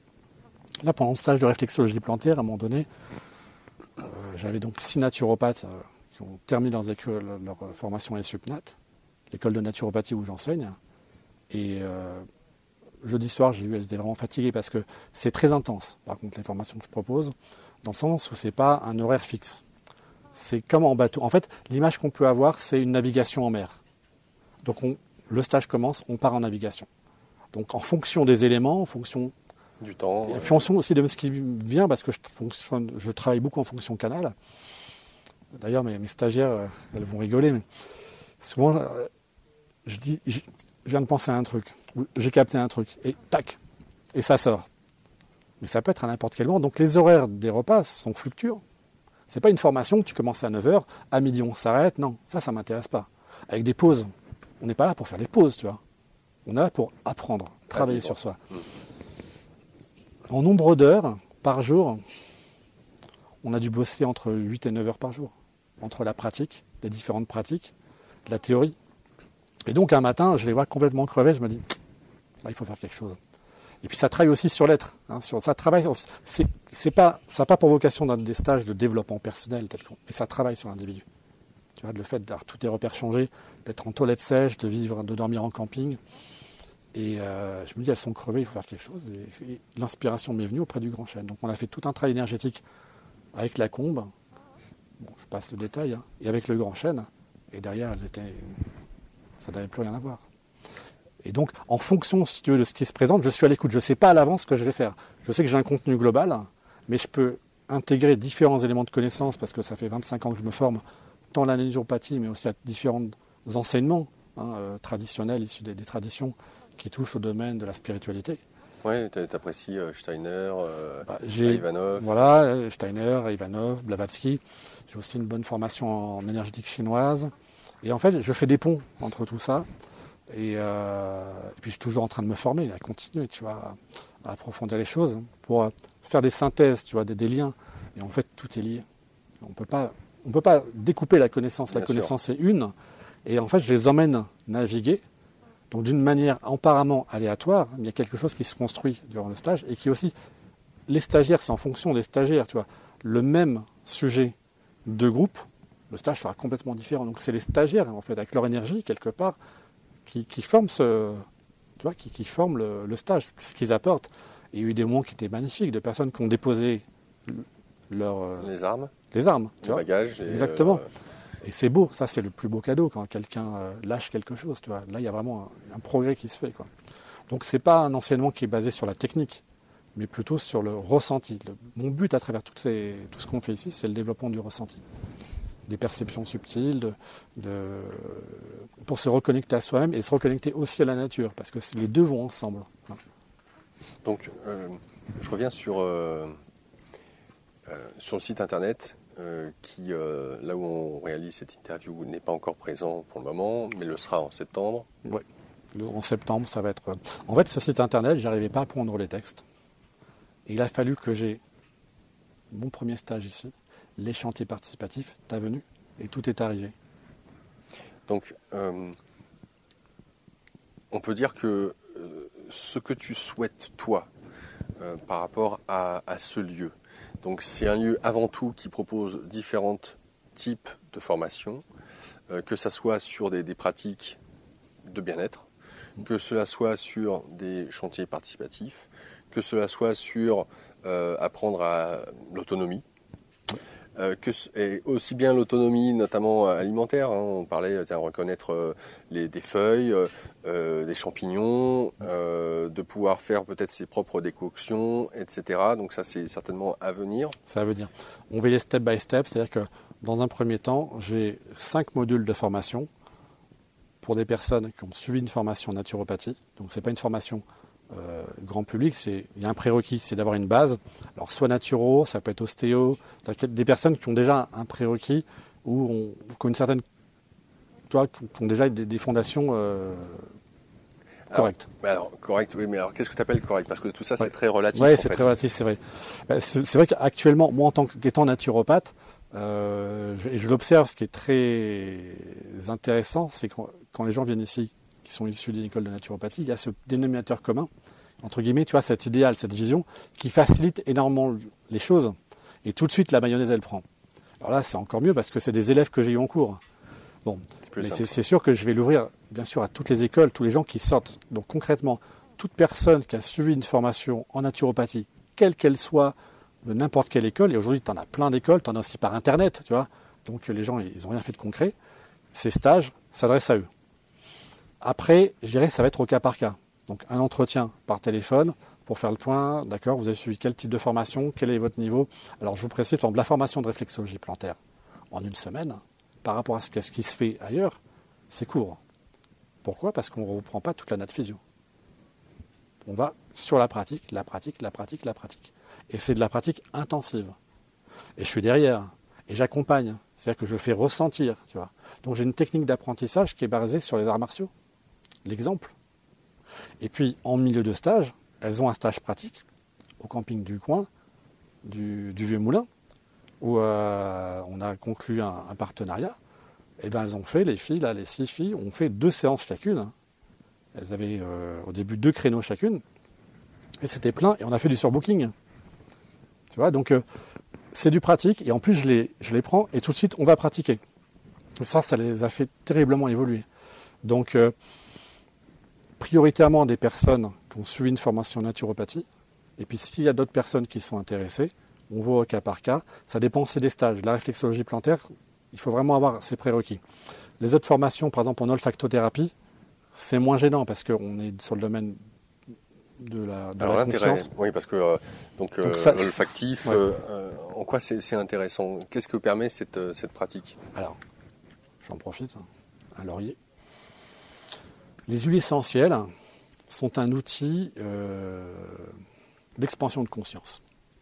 C'est-à-dire que, tu vois, quand tu sens une huile essentielle et qu'on pose la question, comment tu te sens?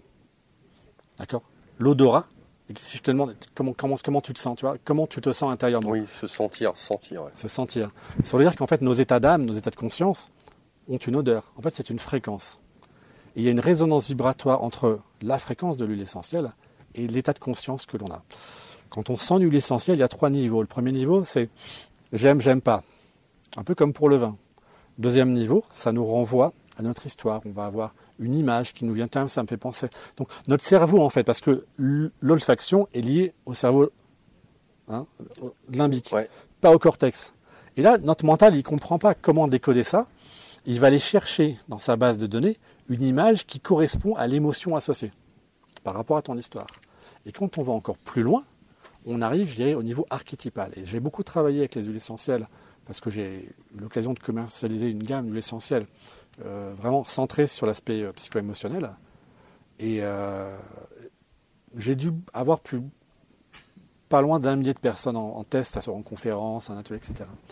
Et ce qui est stupéfiant, c'est qu'au bout d'un moment, quand on fait une méditation olfactive, on arrive toujours dans le même état de conscience. Et les gens sortent des mots qui correspondent à la fréquence vibratoire. Donc c'est un outil à la fois de travail sur soi et à la fois de développement de ses perceptions subtiles et de développement, tu vois, de son amplitude au niveau du champ de la conscience. Et c'est un outil thérapeutique qui est juste fabuleux. C'est à la fois l'acquisition d'un outil thérapeutique et en même temps un travail sur soi. Et un lieu comme ça, quand on fait une méditation olfactive, on passe presque une demi-heure sur de la rose, du néroli, c'est magique, tu vois. Donc ça, ce type de stage, ça s'adresse à tout type de thérapeute. Mais c'est pas du grand public, tu vois. Ça va être des gens qui sont déjà dans une démarche thérapeutique. Alors, c'est-à-dire, parce qu'il y a un élément qui me manque à mon sens. Donc, c'est uniquement des huiles essentielles, il n'y a pas d'extraits floraux, c'est ok, des huiles essentielles. Là, en fait, je propose donc la réflexologie plantaire, les huiles essentielles, outils d'équilibre psycho-émotionnel. Donc là, ça s'adresse à des personnes qui sont déjà thérapeutes. Alors là, c'est très large, tout type de thérapeute. Un séminaire qui est aussi large pour les thérapeutes où on travaille sur les pratiques des thérapeutes de l'Antiquité. Donc c'est un voyage du temps des Esséniens, on essaie de comprendre comment ils vivaient, leurs pratiques, on pratique tout ce qu'ils faisaient, etc. J'ai une passion pour ce sujet.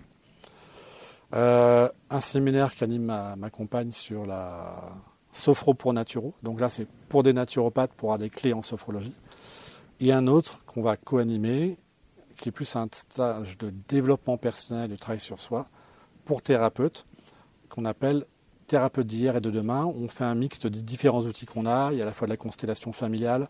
On peut accompagner l'individu avec de l'EMDR s'il y a un gros nœud qui sort. Voilà, il y a tout un tas de travail et là, on est très complémentaires. Après, il y a aussi tout ce qui est accompagnement des familles. Hein, ça me plaît beaucoup. Et c'est important pour moi d'avoir, tu vois, des pôles très diversifiés.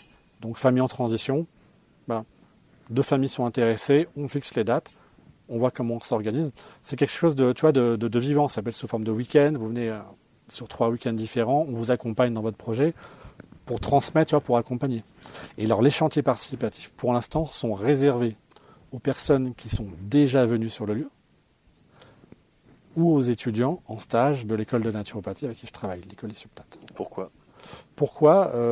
Parce que... Parce que si je te pose la question, pour moi elle est importante, parce qu'il y a beaucoup de personnes qui nous écoutent là, et j'ai pu voir à travers des messages, mails divers et variés, que voilà, moi aussi j'aimerais avoir un endroit, pouvoir expérimenter, j'ai de l'argent, mais je propose à des gens de venir, et ils me disent oui, mais il n'y a rien qui se fait, j'aimerais bien m'expérimenter, parce que si je dois attendre que quelqu'un vienne avec moi pour expérimenter, je reste dans mon coin, c'est pas forcément évident, etc. Alors, tu poses des questions qui, moi, m'obligent en fait, à aller plus loin, c'est bien. Question de temps, parce que les chantiers, en fait, j'en ai pas tant que ça dans l'année, et puis plus on avance. Tu vois, plus après, il n'y a plus à faire. Donc, c'est-à-dire qu'à un moment donné, on va changer de logique, c'est avec des stages d'apprentissage, même avec des intervenants extérieurs, pour, par exemple, fabriquer une douche low-tech, tu vois. Donc, on rentre dans une autre logique de stage, de do-it-yourself, etc., d'éco-construction, etc. Et là, on est au début. Là, pour l'instant, les chantiers participatifs permettent d'aller plus vite dans le développement du lieu. Et je suis très limité aussi en nombre de temps, tu vois, parce qu'en fait, on a des besoins à l'automne. On est au début de l'automne, quelque part, là, et au printemps. Donc c'est pour ça que je pense que plus tard, par exemple, là je prépare le cours que je donne sur l'autonomie. Eh bien, je compte en faire un stage, mais avec visite de différents lieux, avec différents intervenants. Il y a un centre à côté où ils font de la permaculture. J'ai une personne dans le Cantal à côté, il y a un Earthship, les maisons, tu sais, en pneus. Ah ouais. Donc ici, en fait, ça foisonne d'expériences sociales, de trucs différents. Et mon idée, c'est de proposer à mon un stage sur l'autonomie, de manière large, avec visite de lieux, de producteurs, etc., de techniques, pour faire avancer les gens beaucoup plus vite. C'est ça que je veux dire. En fait, ce lieu, quels que soient les items abordés, c'est un accélérateur de croissance, en fait. Donc, si vous êtes, par exemple, dans une démarche, quelqu'un qui est dans une démarche, je veux me mettre au vert, ok. Et puis, il ne sait pas trop comment faire la transition. Le stage famille en transition, c'est parfait, on prend 2-3 familles, tu vois, pas plus. Ils viennent avec leurs enfants, c'est un mix vacances, donc c'est à la fois des vacances et en même temps des temps partagés. Donc c'est cool. Les gens, ils expérimentent, ils testent, tu vois. Et ça passe par le vécu. Ce qui est important, c'est que ça soit concret dans le vécu. Et ça fait accélérer les gens, quoi. Là, le stage de réflexo, elles ont gagné, je ne sais pas combien d'années, en fait, quelque part de pratique. Parce qu'en fait, on n'a plus le temps. On n'a plus le temps de, comment dire de manière élégante, de tortiller du cul, clairement. Là, je parle direct. On n'est plus dans la masturbation intellectuelle, oui. Non. On est du concret. Maintenant, il faut agir. Et dans la joie, sereinement, dans l'amour du cœur, mais concret. Comment ça s'est passé? Parce que vu que c'est toi qui te propose, cet endroit pour pouvoir se développer, notamment à travers les différentes pratiques, stages dont tu viens de parler, mais que ce soit les chantiers participatifs, la permaculture, etc., etc. Quand tu es venu ici, tu étais seul. Je ne pense pas que tu t'es formé avec quelqu'un qui est venu te montrer comment est-ce qu'on doit faire un jardin en permaculture. Donc, comment toi-même tu t'es, j'allais dire, formé? Et est-ce que tu as fini de te former pour ce qui est de la permaculture et d'autres éléments, chantiers sur le terrain? On n'a jamais terminé de se former. La permaculture, c'est une vision de l'organisation d'un espace. Et d'ailleurs, c'est intéressant que ça me fait penser à un truc important. En fait, la vision de faut savoir que la permaculture à la base a été conceptualisée par un Australien qui s'appelle Bill Mollison, suite au premier rapport Meadows des années 70, je crois que ça s'appelait The Limit to Growth, un truc comme non, ça c'est un bouquin de Jared Diamond. Suite au rapport le fameux rapport Meadows qui par l'échelle des besoins, qui prévoyait qu'en fait la société industrielle aux alentours de 2020, sur les 20 scénarios qu'ils ont modélisés, il y en avait 18 où ça se cassait la gueule parce que une croissance infinie dans un monde fini n'est pas possible. Et si tu veux, moi quand j'ai découvert ça, moi j'avais mis ça un peu de côté. C'est pas que j'avais mis ça de côté, mais pendant longtemps je pensais que j'étais un extraterrestre. Mais quand j'ai vu qu'il y avait des gars qui avaient dit ça avant, en 70, en fait j'étais dans le vrai quoi. Et donc, Elliot Conman, c'est Elliot Conman et comment il s'appelle? Bref, non, c'est pas Elliot Conman, c'est le fondateur, Bill Mollison de la permaculture. Il a créé ça pour prendre soin de la terre, prendre soin des hommes et se préparer à la société post-pétrole. Parce que le fondement du problème, c'est qu'on est une société thermo-industrielle basée sur le pétrole. Du pétrole, il y en a partout. Sauf que la traduction, quand ça arrive en France, ça a été traduit par prendre soin de la terre, prendre soin des humains et partager. Je dirais que ça s'est assez boboifié, si tu veux, dans l'esprit. Et j'ai rencontré comme ça un gars qui était franco-anglais, qui a lu le bouquin, et d'ailleurs il en a fait une vidéo, c'est dommage, j'ai pas gardé son nom, qui parle de ça, c'est là où j'ai découvert ça, il dit, mais en fait, la permaculture, c'est se préparer à l'effondrement civilisationnel de la société thermo-industrielle. Donc le discours, si tu veux, est beaucoup plus fort. Et j'ai été contact local d'une très bonne mission d'édition, tu la connais, de Jupiter pour les films. Oui, Jupiter Film. Voilà, tu connais Tom? Tu vois, mon Tom, bonjour Tom. Tom, je ne crois pas. Mais... D'accord. Et en fait, j'ai été le correspondant local pour un documentaire qui s'appelait La permaculture, chemin vers l'autonomie ou un truc comme ça, que j'ai animé à Figeac. Donc il y a eu une soirée où j'ai invité quelqu'un qui fait de la permaculture, qui est pas très loin d'ici, et on a co-animé la soirée, etc. Il y avait 200 personnes, la salle était remplie. Et donc j'ai vu 4-5 fois le documentaire pour préparer mon intervention. Et les traductions en anglais. Tu vois, parce que la permaculture est très développée dans le monde anglophone. Le mec te parle collapse, machin, collapse, il revient tout le temps le terme. Et en français, c'est traduit de manière complètement différente dans la traduction. Donc si tu veux, il y a une différence de vision de la permaculture dans le monde anglophone et dans le monde francophone. Dans le monde francophone, ça a été la traduction n'a pas été traduite correctement. Déjà. Alors pourquoi je te disais ça ?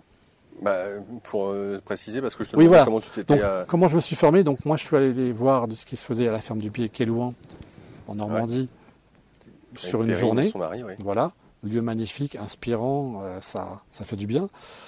C'était pour voir, tu vois. Ensuite, je suis parti, j'ai fait quelques week-ends à droite à gauche sur d'autres lieux complètement différents. Je suis parti dans le Morvan, je suis allé voir des gens à droite à gauche. Et puis après, j'ai beaucoup étudié par moi-même. Les livres, les fondements. J'ai une formation en ligne aussi que j'ai suivie, permaculture design. Tout un DVD de formation en anglais, parce que quand j'ai compris que c'était en fait les anglophones, je suis allé prendre directement chez les anglophones.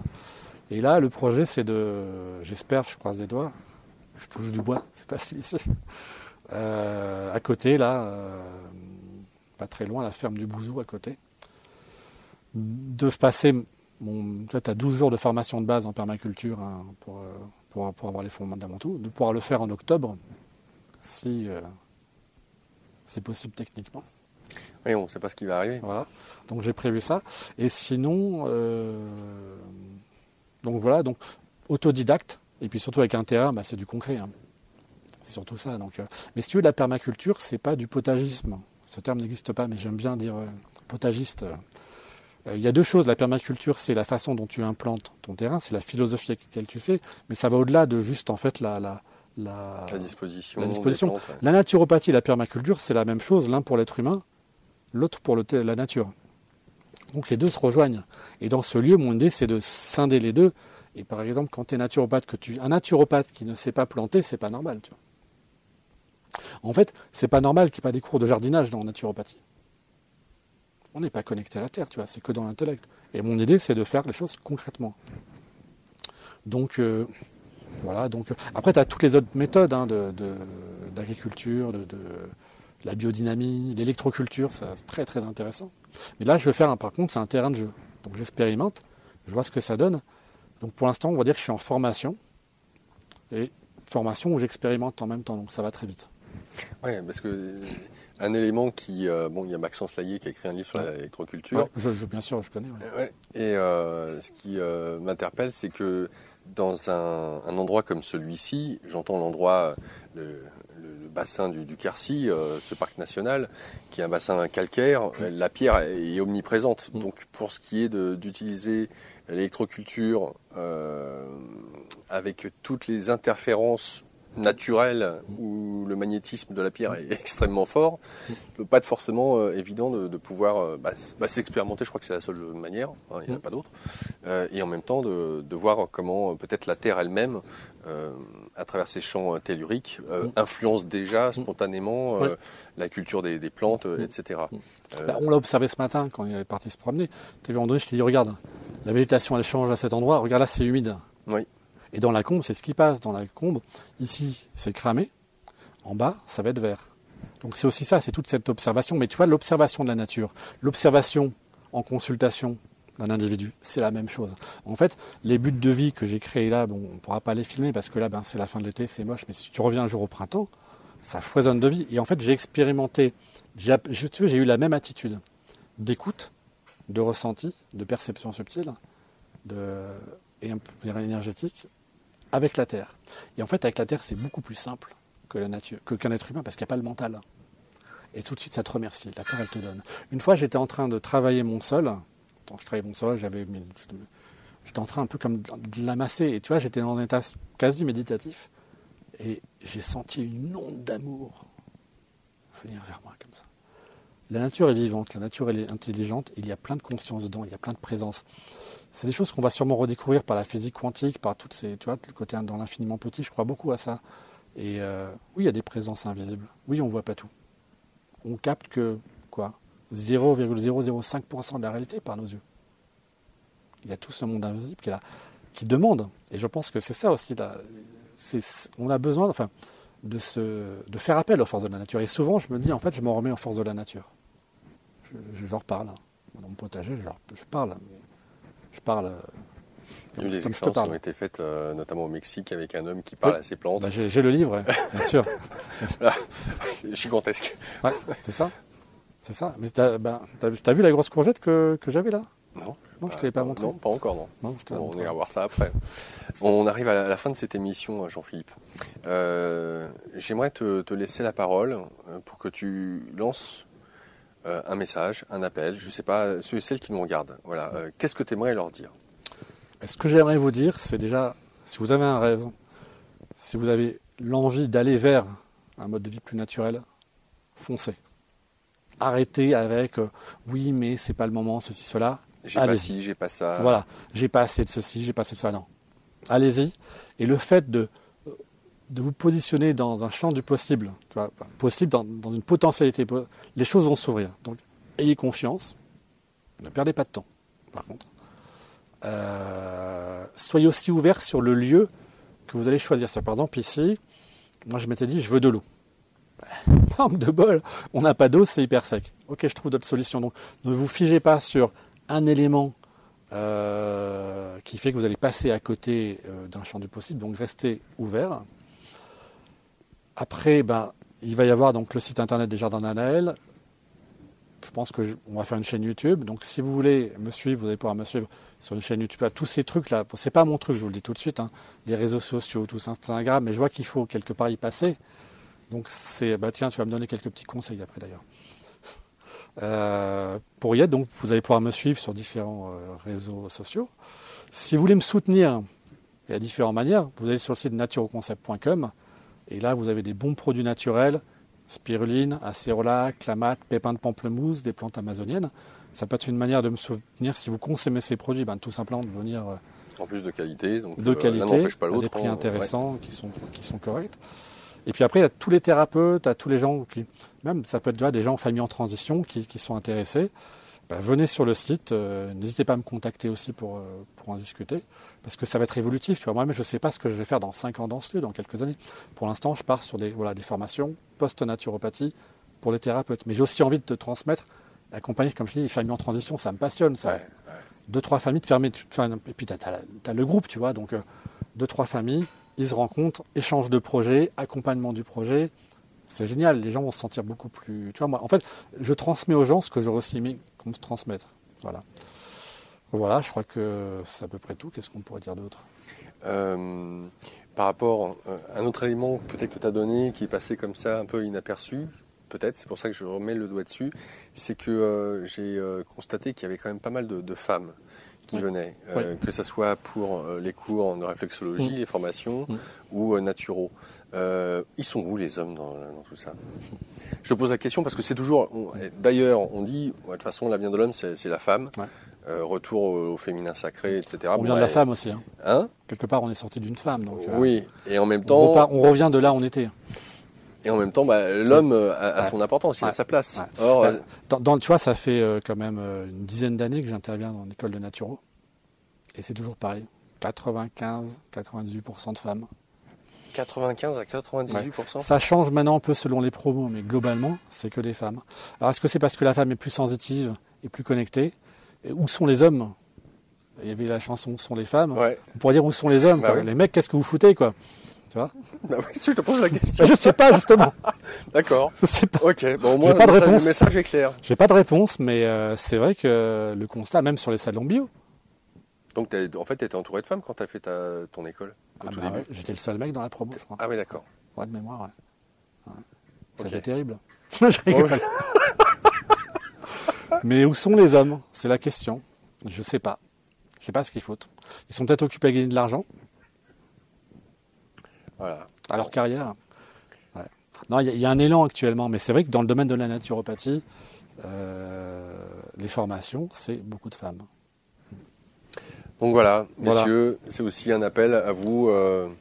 C'est une vision holistique, on en revient sur ce que tu disais tout à l'heure. C'est un travail holistique qui se fait ici, qui travaille sur tous les plans, de reconnexion, de formation, une expérience de vie.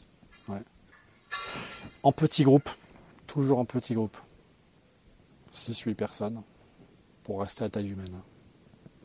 Les pieds sur terre, la tête dans les étoiles et le cœur avec les hommes. Et les femmes. Et je précise en plus que de surcroît ici, la lumière des villes, vous avez rien. C'est les belles nuits étoilées, c'est ici qu'il faut être. On est dans le triangle d'or, le triangle noir, pardon, des plus beaux ciels étoilés de France. Jean-Philippe, un grand merci de nous avoir reçus. Je te remercie. Je ne peux que te souhaiter le meilleur au regard de ce qui est à venir. Plein de bonnes choses pour les jardins d'Anaël, pour toi, puis pour tout ce que tu souhaites partager et transmettre. Bon vent à toi. Merci Laurent. Voilà, merci chers internautes. Eh bien écoutez, on se retrouvera le mois prochain pour un nouvel espace thérapeute. En attendant cette prochaine émission, je vous invite à marquer un commentaire, que ce soit sur la page d'Immédiat, que ce soit sous la vidéo sur YouTube, un pouce vers le haut, un pouce vers le bas, en fonction. N'hésitez pas parce que c'est vos pouces qui, quelque part, vont faire le référencement de cette vidéo. Si vous l'avez appréciée, n'hésitez pas à la partager, à mettre un pouce vers le haut, ça sera super. Et puis, si vous appréciez nos programmes, n'hésitez pas là aussi à nous soutenir financièrement en fonction de vos bourses. C'est super appréciable pour nous tous à Immédiat. En vous souhaitant le meilleur, prenez soin de vous. Au mois prochain. À bientôt. Au revoir.